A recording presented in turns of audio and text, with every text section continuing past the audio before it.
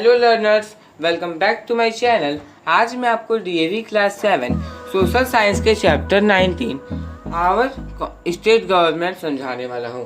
Students, इससे पहले social science maths पे बहुत सारी वीडियोस अपलोड है। वीडियोस नहीं देखा है तो नीचे डिस्क्रिप्शन पे आपको लिंक मिल जाएगा और ऊपर आई बटन पे मैं वीडियोस दे रहा हूँ, तो पहले उन वीडियोस को जरूर देखिएगा। तो आज हम लोग पढ़ने वाले हैं our state government chapter. India जो है 7th लार्ज नेशन है वर्ल्ड में, जिसका जो कि 3.28 मिलियन स्क्वायर किलोमीटर तक एक्सटेंड है। एडमिनिस्ट्रेटिव कन्वीनियंस के लिए ये जो है 29 स्टेट्स और 7 यूनियन टेरिटरीज में डिवाइडेड है। हर एक स्टेट जो है उसका एक ऑन गवर्नमेंट होता है जो कि सेंट्रल गवर्नमेंट के लाइंस में रन करता है। जो यूनियन टेरिटरीज है वो प्रेसिडेंट के द्वारा एडमिनिस्ट्रेट किए जाते हैं, यूनियन गवर्नर के द्वारा और चीफ कमिश्नर के हेल्प से। दोनों सेंट्रल गवर्नमेंट और स्टेट गवर्नमेंट जो है वो इंडिपेंडेंट है अपने वर्किंग के लिए, अपने वर्किंग में जो है वो इंडिपेंडेंट है। जो डिवीज़न है पावर का सेंटर और स्टेट, वो 3 लिस्ट के बेसिस पे उनका जो पावर्स का डिवीज़न है, that is the union list. Union list में 97 सब्जेक्ट्स को दिया गया है, 97 सब्जेक्ट कंटेन करता है union list. State list 66 subject को कंटेन करता है और कंकरेंट लिस्ट जो है 47 सब्जेक्ट को कंटेन करता है। जो सेंट्रल गवर्नमेंट है ये बहुत पावरफुल है क्योंकि उससे बहुत ही ज़्यादा पावर होता है, बहुत रिसोर्सेस होते हैं, बहुत सारे फाइनेंसेस होते हैं।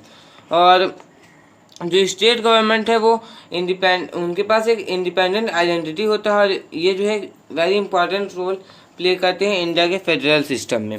अब हमारे पास नेक्स्ट टॉपिक है जो है द स्टेट्स लेजिस्लेचर। ज़्यादातर स्टेट्स उनका जो लेजिस्लेचर है वो 1 हाउस लेजिस्लेटिव असेंबली है, विधानसभा। 6 स्टेट्स जैसे कि हो गया उत्तर प्रदेश, बिहार, महाराष्ट्र, कर्नाटक, जम्मू एंड कश्मीर एंड आंध्र प्रदेश, इनके पास टू हाउसेस हैं, लेजिस्लेटिव असेंबली विधानसभा और लेजिस्लेटिव काउंसिल विधान परिषद। तो कौन कौन से स्टेट्स क्वेश्चन में आ सकता है, तो आप लोग लिखिएगा उत्तर प्रदेश, बिहार, महाराष्ट्र, कर्नाटक, जम्मू कश्मीर एंड आंध्र प्रदेश। ये इनके पास जो 2 हाउस है। जो नंबर ऑफ मेंबर्स होते हैं किसी असेंबली में, वो उस स्टेट के पॉपुलेशन पे डिपेंड करता है।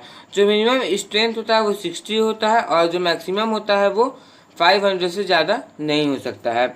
इनका जो मेंबर है वो पीपल के द्वारा डायरेक्टली इलेक्ट किया जाता है।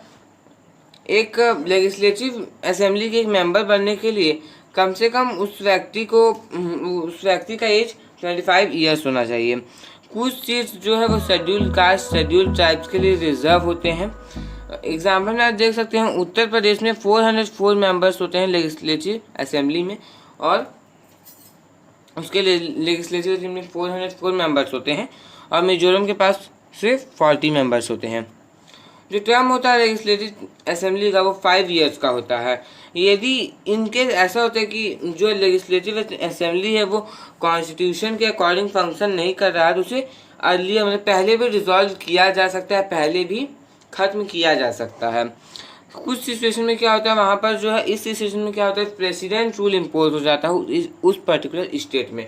तो यहाँ पर यदि कोई गवर्नमेंट को चुना गया और वो कॉन्स्टिट्यूशन के अकॉर्डिंग काम नहीं कर रहा है, तो वहाँ पर उसे डिसॉल्व कर लिया जाएगा और प्रेसिडेंट रूल वहाँ पर इम्पोज हो जाता है उस स्टेट में। लोकसभा के जैसे जो लेजिस्लेटिव असेंबली होते हैं उनके पास भी स्पीकर होते हैं और डिप्टी स्पीकर होते हैं।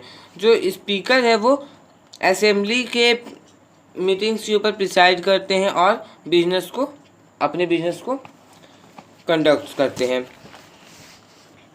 जो लेजिस्लेटिव काउंसिल होता है, विधान परिषद, ये एक परमानेंट हाउस है जिसे कभी भी डिसॉल्व नहीं किया जा सकता है। जो टर्म होता है उनके मेंबर्स का वो 6 ईयर्स का होता है, लेकिन क्या होता है 1/3 उनके 2 साल के बाद क्या होता है 1/3 जितने भी मेंबर्स वहाँ प्रेजेंट है 2 साल के बाद उनके 1/3 मेंबर्स जो है वो रिटायर हो जाते हैं। वो जो है न्यूली इलेक्टेड मेंबर्स के द्वारा इलेक्ट किए जाते हैं, न्यूली इलेक्टेड मेंबर्स के द्वारा रिप्लेस किए जाते हैं। जो विधान परिषद है ये अपने चेयरपर्सन को इलेक्ट करता है और डिप्टी चेयरपर्सन को अपने मेंबर्स के बीच से, मतलब जो भी मेंबर्स चुने गए हैं उनके बीच से जो है चेयरपर्सन और डिप्टी चेयरपर्सन को इलेक्ट किया जाता है। जो मिनिमम नंबर होता है एक लेजिस्लेटिव काउंसिल में मेंबर्स का वो 40 होता है, और ये जो है 1/3 ऑफ टोटल मेंबरशिप, असेंबली का जो 1/3 ऑफ टोटल मेंबरशिप है उस स्टेट के उससे ज़्यादा एक्सीड नहीं कर सकता है। लेजिस्लेटिव काउंसिल का जो मिनिमम एज है उसके मेंबर बनने को से वो है 30 ईयर्स। अब हमारे पास है function of state legislature. State legislature का फंक्शन क्या है? ये जो है स्टेट के लिए लॉज बनाते हैं, जो कि वैसे सब्जेक्ट्स के लिए जो मेंशन है स्टेट लिस्ट में और कंकरेंट लिस्ट में। ये जो है एनुअल स्टेट के एनुअल बजट को पास करते हैं, और council of ministers of state, मतलब कि स्टेट के जो काउंसिल ऑफ मिनिस्टर है उनके ऊपर एक तरह से आई रखते हैं, उनके ऊपर एक तरह से चेक रखते हैं। जो मनी बिल्स होते हैं वो ऑन सिर्फ लेजिस्लेटिव असेंबली में इंट्रोड्यूस हो सकते हैं।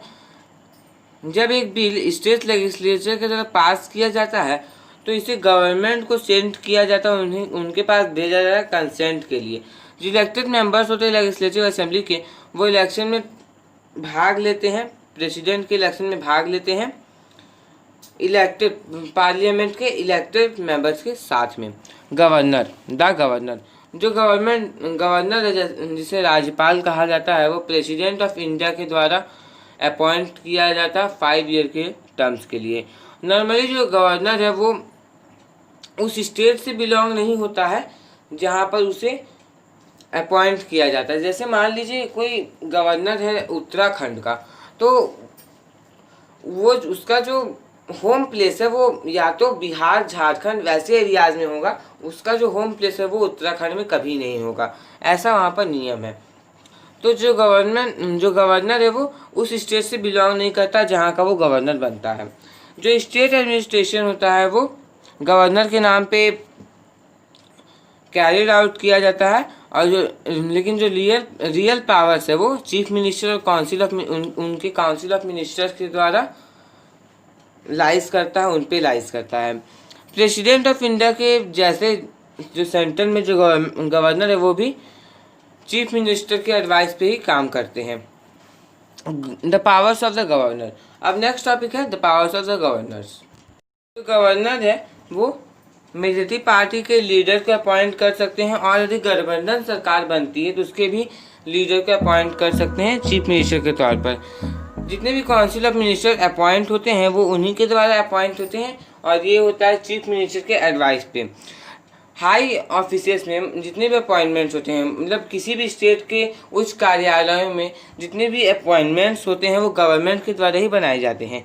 इनके पास सम्मिलित करने की शक्ति भी होती है और डिसॉल्व करने की भी शक्ति होती है लेजिस्लेटिव असेंबली को।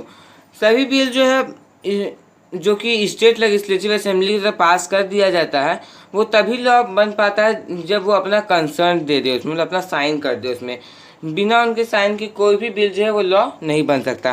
प्रेसिडेंट की तरह गवर्नर भी जो है वो ऑर्डिनेंस को इशू कर सकते हैं, मतलब अध्यादेश को इशू कर सकते हैं जब स्टेट लेजिस्लेचर सेशन में नहीं हो।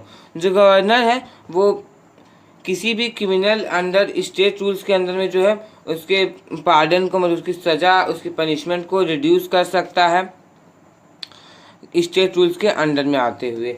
यदि कोई क्रिमिनल वैसे कोई क्राइम्स करता है तो यदि वो गवर्नर से माफ़ी मांगना चाहता है तो वो गवर्नर जो है उनके जो भी सेंटेंस, डेथ का सेंटेंस है तो या तो उसे माफ़ किया जा सकता है या तो उसे टाला जा सकता है कुछ आगे के दिनों के लिए।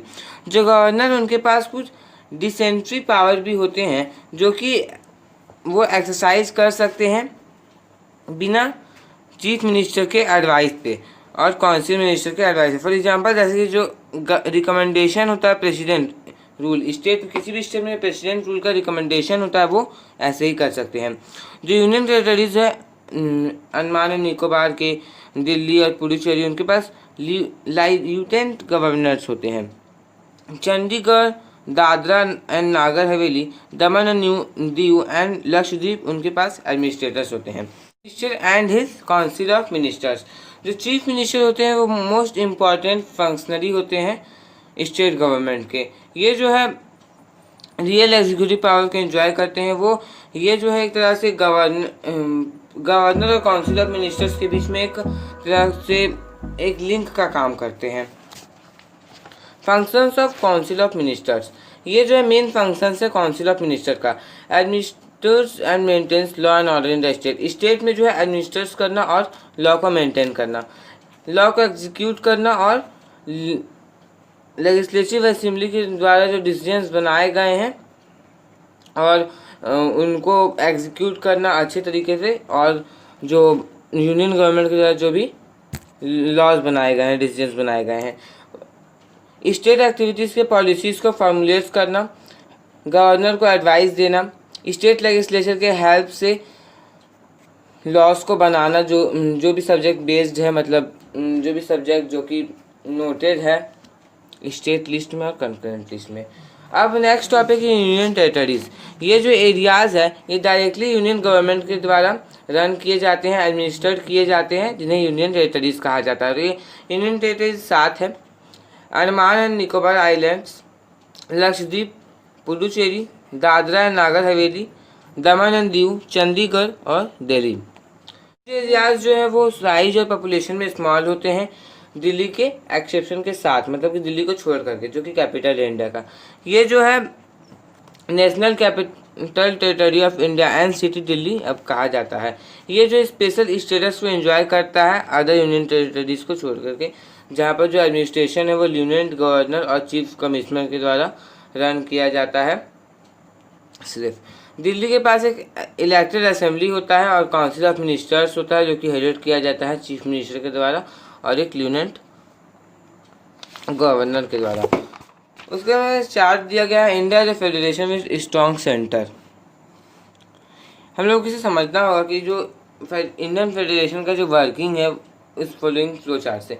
सेंट्रल गवर्नमेंट जो है ये होल नेशन के लिए है, स्टेट गवर्नमेंट जो है ये स्टेट्स के लिए है, डिस्ट्रिक्ट एडमिनिस्ट्रेशन जो है ये हर एक स्टेट जो है डिस्ट्रिक्ट में डिवाइड है, और विलेज एडमिनिस्ट्रेशन जो है पंचायत में डिवाइड है।